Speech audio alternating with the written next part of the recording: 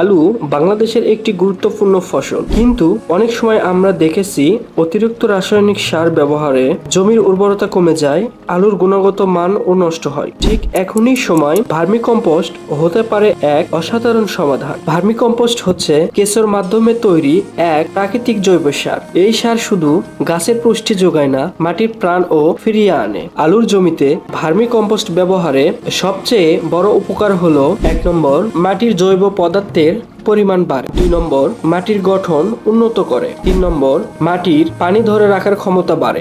যখন আমরা আলুর জমিতে ভার্মিকম্পোস্ট ব্যবহার করি তখন গাছের মূল আরো শক্ত হয়, গাছ মাটির ভিতর থেকে বেশি পুষ্টি নিতে পারে। যেমন গাছ হয় সবল, পাতা থাকে সবুজ, আর আলুর আকার ও উৎপাদন দুটাই বেড়ে যায়। গবেষণায় দেখা গেছে যারা আলু চাষে রাসায়নিক সার কমিয়ে ভার্মিকম্পোস্ট ব্যবহার করেন তাদের জমিতে আলুর উৎপাদন গড়ে 15 থেকে 20% পর্যন্ত বেড়ে যায়। আর সবচেয়ে ভালো বিষয় হলো ভার্মিকম্পোস্ট মাটিতে ক্ষতিকর রাসায়নিক জমা করে না, বরং মাটিকে করে আরো উর্বর ও টেকসই। আজকের কৃষি মানেই শুধু বেশি ফলন নয়, সুস্থ মাটি, নিরাপদ খাদ্য আর টেকসই চাষাবাদ, এই তিনটেই দরকার। তাই আলু চাষের সময় রাসায়নিক সার কমিয়ে ভার্মিকম্পোস্ট ব্যবহার করা আমাদের একান্তই উচিত। মাটির প্রাণ ফিরিয়ে আনুন, ফসলকে দিন প্রাকৃতিক শক্তি।